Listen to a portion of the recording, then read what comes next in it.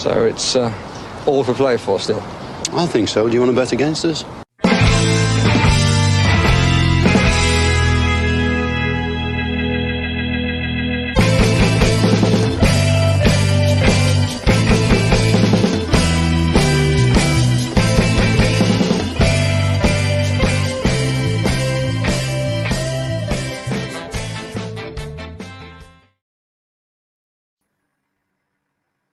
Hello, Aston Villa fans, and welcome to For the Love of Paul McGrath podcast. And yes, I am late because I had a tantrum of a different type to tend to there a moment ago.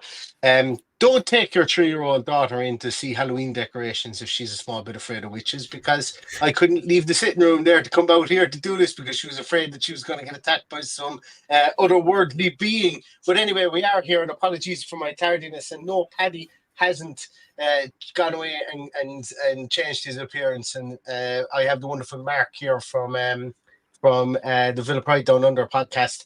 Mark is in the future, so he knows the score of the game, so that's why I got him on. Mark is based out of Australia, so always good to have you on, Mark. I was on our podcast not so long ago as well, so always good to return the favour. But thanks a million, Mark, for taking the time to join us today. Oh, my pleasure, Neil. I always enjoy jumping on with yourself or Paddy for an old chat. What time is it down there at the minute? It is 7:45. So we're 7 hours ahead. It goes to 8 hours at the end of October, and that's when we really have to start waiting up late for games. Exactly.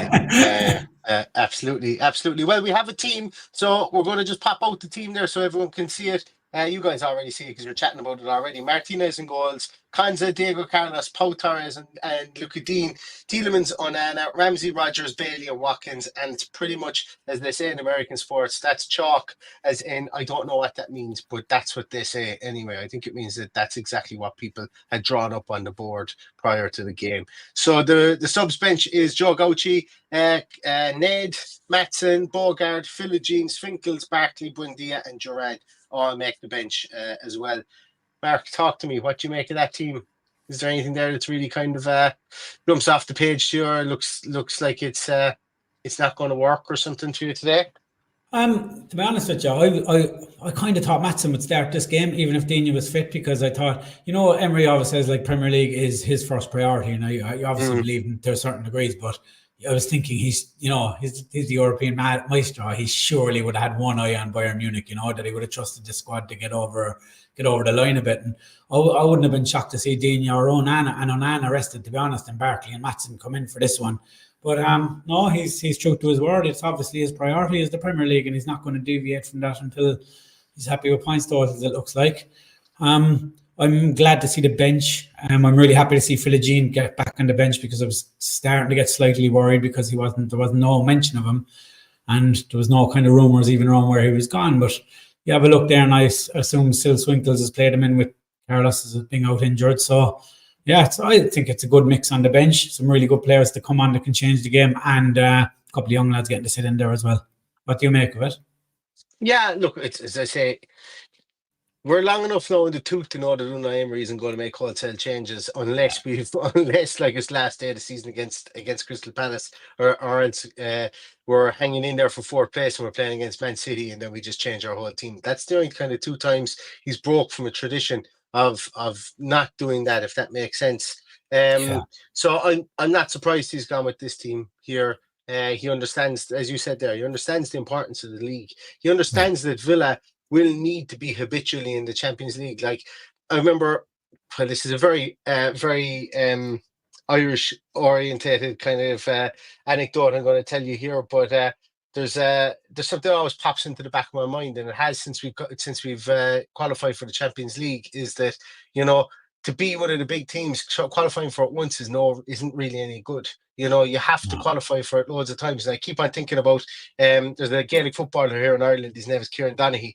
And I remember after he won his first All-Ireland football championship, he turned around and he said, well, one isn't a collection, and something like that always goes around in my mind with regards to this. And, one ain't any good here. You have to get 2, 3, 4, 5 back to back, or within a short space of time in the Champions League, in the way that it's now formatted, to really push on from a financial point of view. And the way to do that is through the league. Yes, he's going to put out a strong team against Bayern during the week. Absolutely will. And I think he's going to You know, he likes to draw blood from a stone. You know, he likes to do that. He likes to be demanding of his players, and so be it. And hopefully, the big thing for me today is hopefully we get a result against Ipswich. We don't have any injuries, and then we move on towards Wednesday night as well against Bayern Munich. So I'm not surprised by the team. I'm enthused by the people we have on the bench there, because once again, you know, bringing on the likes of an Emery who's coming off man of the match performance against Wickham, albeit a poor game, bringing on a John Duran, bringing on a Ross Barkley, bringing on an Ian Matson. You know, they're all players that we can bring on, and we know have made impacts over the last 3 games as well. So, you know, for me, there's no cloak and dagger. There's no hidden secrets here. That's one of the great things about Aston Villa is, since Unai Emery has taken us over, is everybody knows how the hell we're going to play, and it's up to them to stop us. And few teams have really been able to stop us so far. And hopefully Kieran McKenna's Ipswich are going to be one of those teams as well today that won't be able to stop us. So we go there and we come away with a win. Where do you think, I suppose, like obviously, well, not obviously, but one of the areas I think that McGinn being out, Bailey's after coming back in there, normally that wouldn't be a conversation point. But a lot of people are beginning to talk about, you know, Bailey not hitting the heights of last season yet, Mark. Where do you kind of fall on that? Is that expected, or is like what's your views on Bailey so far in 2024? Well, I think he changed the game against Wolves, and I think that game was crying out from really early in the game. It's the one game that I think that he was away for that we desperately missed him, and he's probably not hit the form. But we know Bailey takes a few games and gets a run, and then maybe comes off the bench a couple of times, and that kind of sparks him. And then Emery seems to know when to bring him into the starting lineup. But I just, like, John McGinn is obviously brilliant, so I'm with him out. I just think we're a better, not comparing Bailey and McGinn, but just solely focusing on Bailey. I just think we're a better team when Bailey's in it, because he's the only real natural wit we have. Like Rodgers, McGinn, Ramsey, they all like to drift in. They can all go down, but they're more naturally drifting in. So I think even last week against Wolves, when McGinn went off, Bailey just, even though he didn't have a fantastic game, he just gave the fullback something different to think about. And I think it just managed to get Ollie Watkins a bit more space inside there as well to give him a bit more running room and stuff. So I'm delighted to see him in there. He's going to be important against Bayern as well. So I think obviously they're probably starting him tonight to get those minutes in. What about Carlos? Are you happy to see him in there again, getting a few minutes there? And what do you think, is that an indication for during the week as well, or do you think this is solely game by game basis for him? Yeah, I think yes to both of your questions. Look, I was an early adopter into the whole, I think if the club wants to progress, Diego Carlos has to be better. I said it through the whole lot of last season as well. Yeah. You know, obviously he has. Look, that doesn't mean that, you know, it's been said before, have in mind you need to be able to change it, you know, and I'm willing for that to happen. And I don't have it, like, I'm not down on Diego Carlos, but it's, you know, there are times when I can see and I can look at him and I go, he's got glaring weaknesses in his game, but he has gone out and had some great games against Man City, against Arsenal, and so on. And that's fantastic. And when he's an Aston Villa player, I always shout for him. But I'm happy that he's in the team today. I'm happy that he's in the team today against this team, because I think that their biggest strengths, I'm going to bring up the Ipswich team in a moment, and that'll probably help the conversation around this, is that their biggest strengths today are going to be that 3 behind Liam Delap. So they're starting with Muric, Tuanzebe at right back, O'Shea, Greaves with Leif Davis at left back. So arguably they'll be moving to a 3 at the back situation more often than not when they're in possession. And that means Leif Davis will go forward. I'm really impressed with him so far. Then they're going to have Morrissey. Calvin Phillips will be running around with his Zimmer frame there.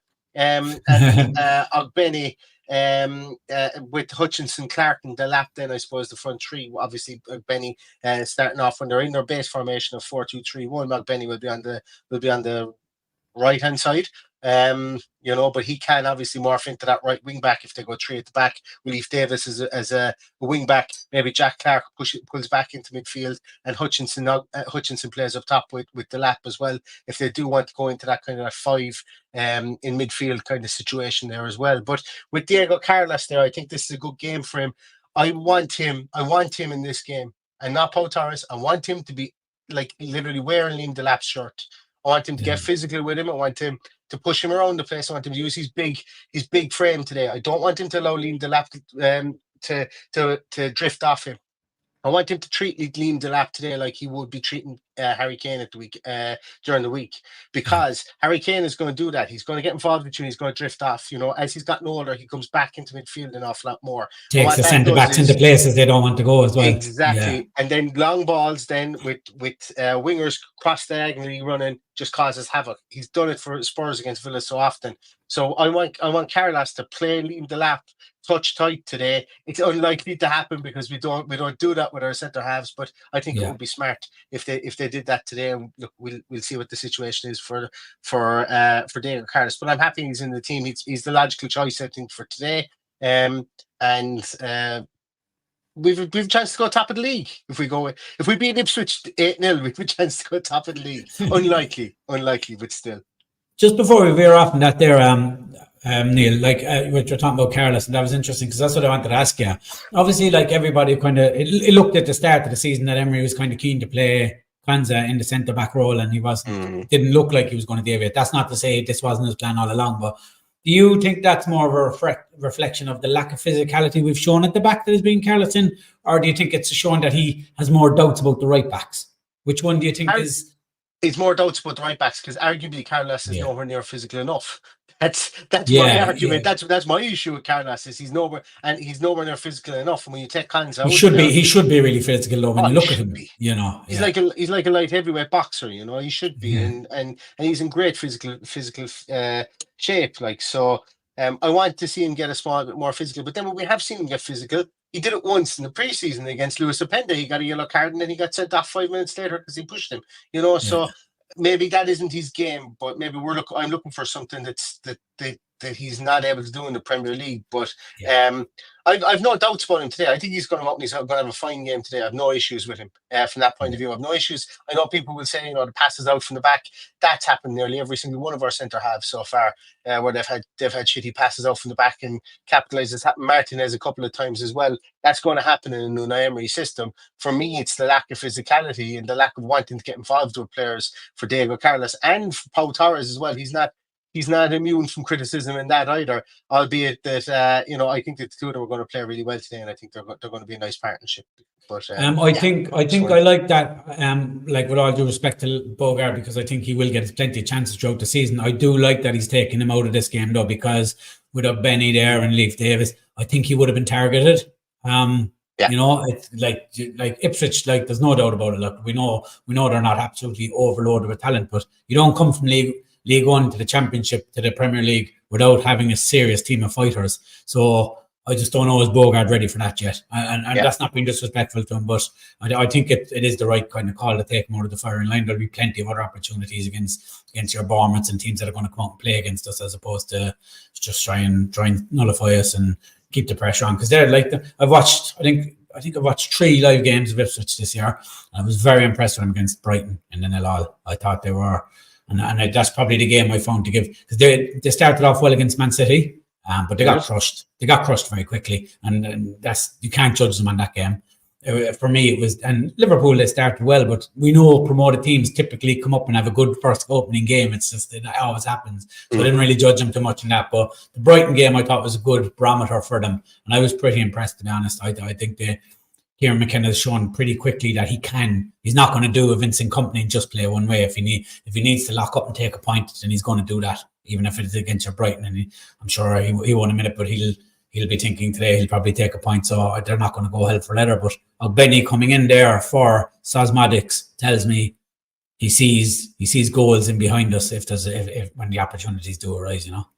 Yeah. And they're a perfect tandem to have. You know, you take off Schmodic, you take off Benny, you bring in Schmodic. So obviously we know them from being Irish, you know, watching the Irish teams and stuff like that. They're two of our most progressive. They're two of our only progressive players, I suppose, in the Irish team at the moment. So we've seen them, and they could be great foils for each other. A couple of people talking about Harry Kane for the weekend, during the week. Just on that, came out today. He's probably going to be fine. He said he expects to play on Wednesday as well. So just on that one, a couple of other people talking about captain today. I would imagine it's Emi Martinez is captain today. You know, I see no reason. Every time John McGinn has gone off, he's handed the captain's armband to Emi. So Emi's vice captain. So I would imagine it's him today as well.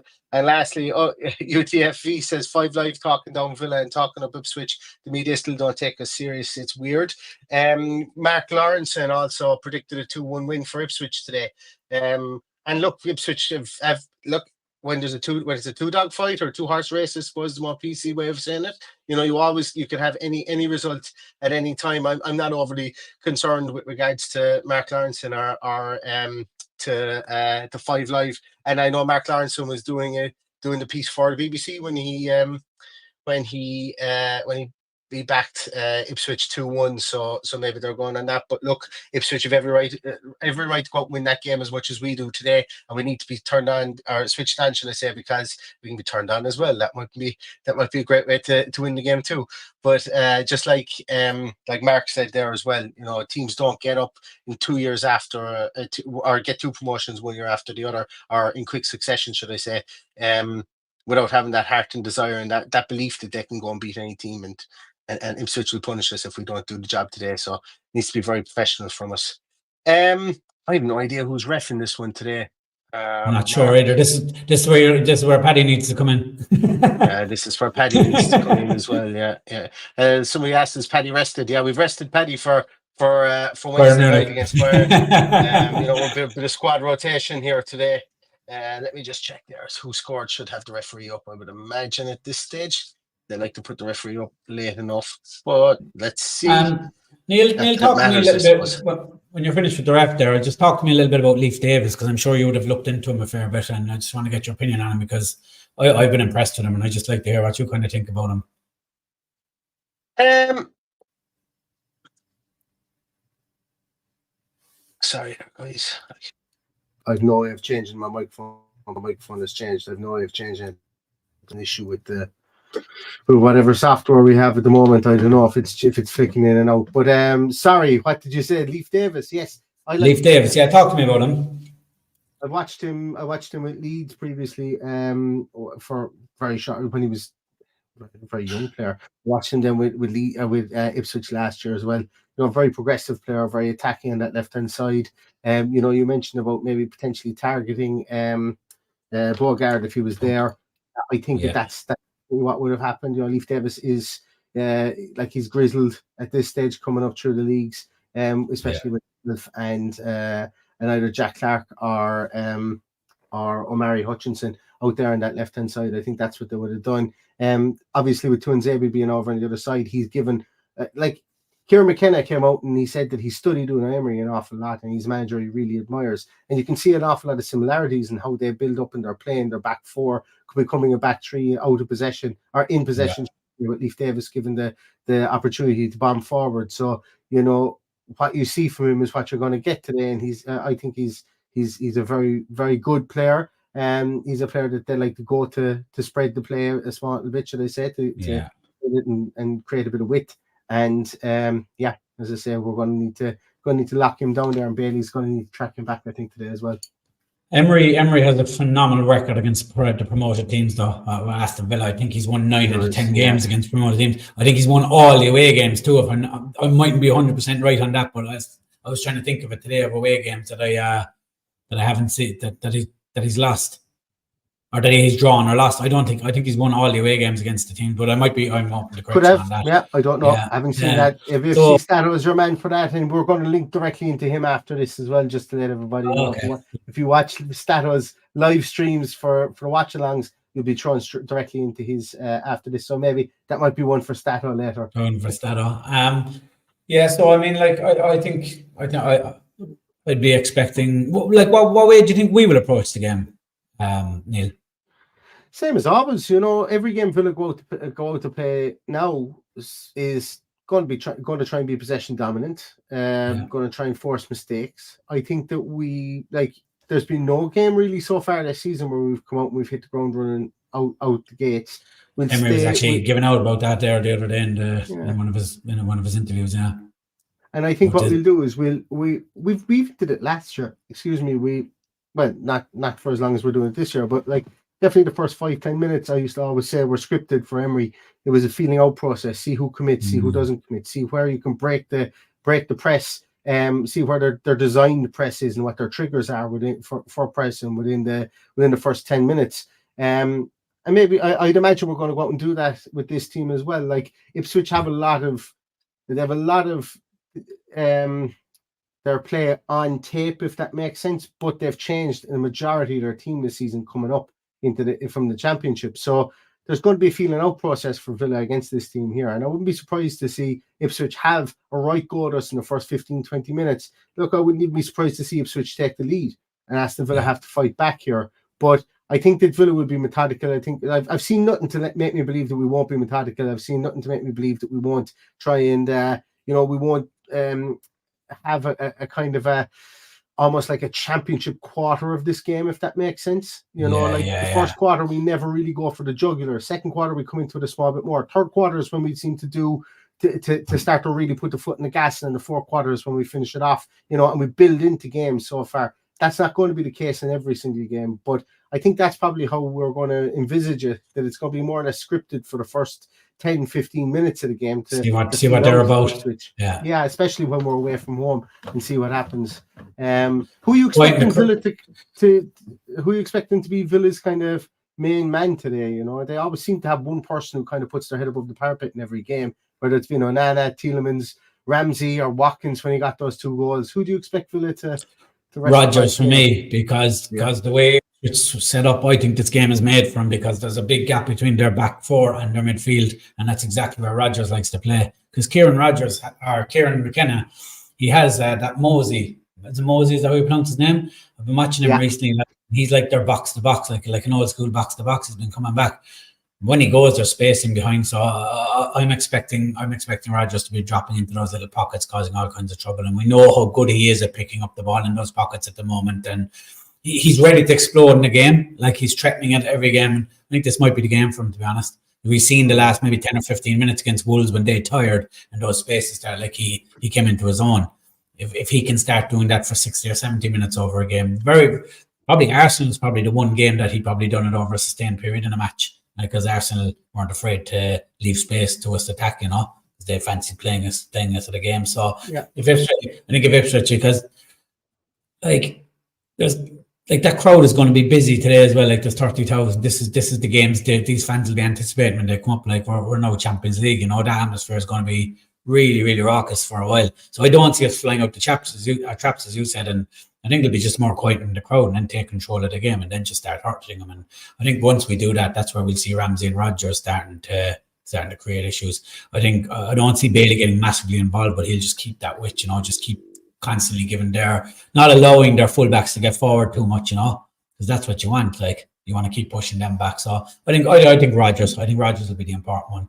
And hopefully we know Ali likes to score in bunches. So hopefully after his last few games of goals, hopefully this is a game where he kicks on as well, gets another few goals. Yeah, I think so too. Right, lads, we're going to get you guys to put your predictions into the chat. We'll do a rundown. But while you guys are doing that, Mark, what do you think the score is going to be today? You've already predicted Rodgers going to have a big day. Do you think he's going to get a goal or a couple of goals today, or what? I think Watkins double for a 2-0, but I do think Rodgers will be heavily involved in both. And I think we'll win the game. I don't see us going out to try and put the 8 that's required to go top, to be honest. I think there will be still salvaging energy like for Wednesday night. I know this is the priority, but Emery's going to try and control this game from very early on. I don't see us going hell for leather. I'd say a very routine 2-0 for me. I think with an Ollie Watkins double, if I was to pick now. Yeah. I'm going to go with 2-1. I tell you, because Villa just concede. Villa always concede, so. Probably first as well. Going to have a clean sheet at some stage. But I'm going to go with a Villa win. I'm always confident, but I'm, we haven't been blowing teams away. We did it in a short stretch last year. Maybe this is where we started to do it. Actually, it was around week 4 or 5 or 6 last year that we started to get the big. If I'm not mistaken, I could be wholly mistaken. No, you're right, because we had obviously the West Ham game, all that. Yeah, exactly that. Yeah. What do you make of the news today there about Martinez getting banned for the international break in October? Brilliant. News for Villa, isn't it? Banning for 5 years. Rest.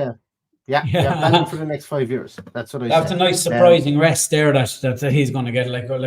We should benefit hugely from that now. Absolutely, 100%. Yeah. Keep on banning him. That's what I said.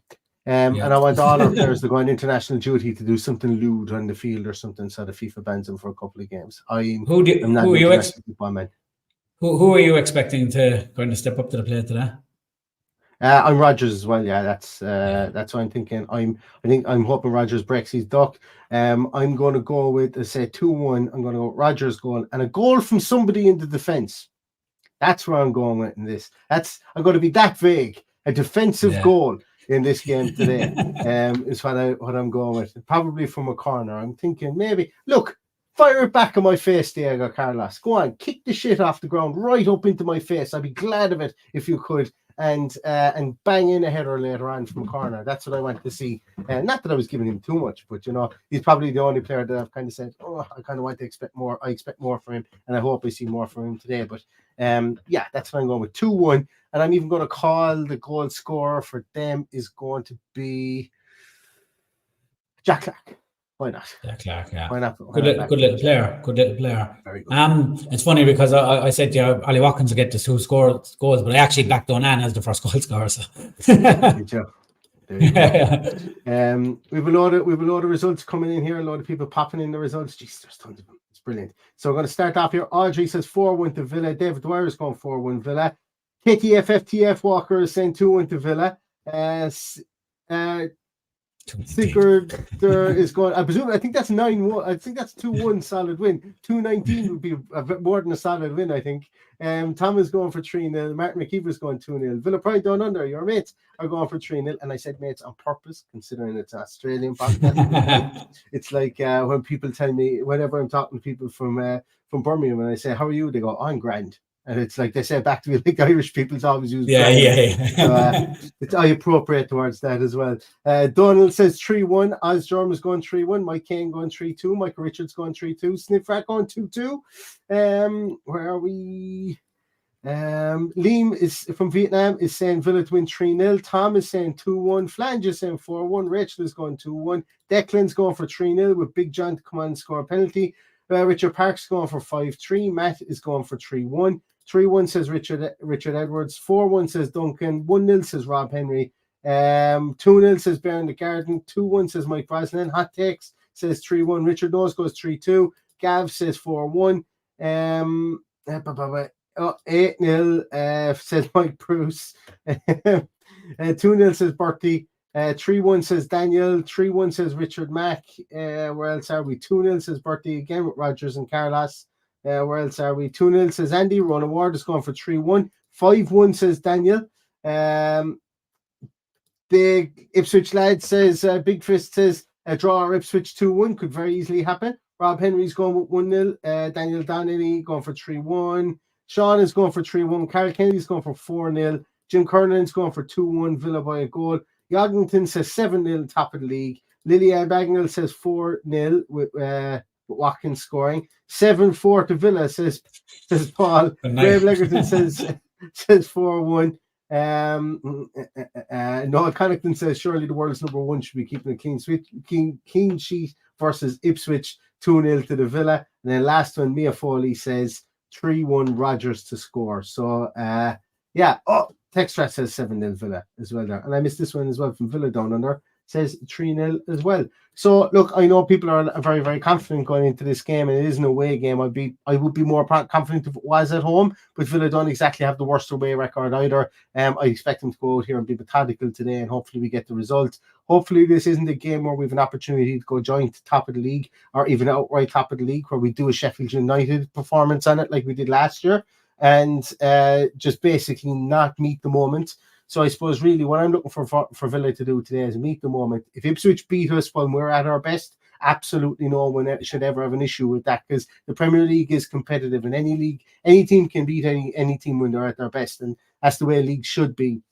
But I don't want Villa to go out there and be flat today. I want them to go and put in a performance, and I don't expect anything less than that the way the Unai Emery sets us up. So thanks a million for joining us today, but mostly thanks a million, Mark. Well, not mostly, as well, should I say. Thanks a million, Mark, from the Villa Down Under podcast, Villa Pride Down Under podcast, for joining us today. Mark, tell everyone where they can find your podcast if they don't know already. Yeah, at Pride Down Under. We're obviously an Australian-based Villa podcast. There's just 3 of us on it. It's myself, Ryan, and Tess. I'm the Irishman. Tess is the Englishman, and Rhino's the Welshman, and we're we're based in Perth, Melbourne, and Brisbane, so we're literally broadcasting from all corners of Australia. So go check us out at Pride Down Under, and you can catch us on YouTube, Apple, and Spotify. And Neil, thanks a million for jumping on last week for a chat with us. Really, and they brought a lot more attention to the podcast. So you're more than welcome on anytime. And anytime you're stuck for no job, anytime Paddy needs a break in the fixtures, give me a shout. Exactly. Yeah. Paddy's saving himself for the week, for during the week. The big signing from Australia, getting his first one out. Exactly. Yeah, the Joe Gauchi effect. That's what we're going to call it. But no, listen, thanks a million for taking the time. I know you've got a late night ahead of you now with this game, but thanks a million. And to everybody else who has joined us today, thanks a million for that too. We're up around 700 people watching this one live. So thanks 1,000 for that. And we will be back. I hope we'll be back with a post-match podcast. If I'm not, I have one loaded up there, so it is there. I will let you guys know whether that's going to go ahead or not, just in case anything happens. I am daddy daycare on my own today for the afternoon, so if I have another tantrum like I have before, I will have to go straight into daddy mode as opposed to podcasting mode. But I'll let you guys know either way whether we will be doing a post-match podcast. Take it as it's happening. If not, I'll let you guys know. But thanks a million for joining, and go away and get yourselves ready, because it's only 36 minutes before the game. So have a bite to eat, make your snacks or whatever you need to do, and we'll catch you after the game. So here's hoping for an Aston Villa win. And in the meantime, all that's left to say is up the Villa. Up the Villa.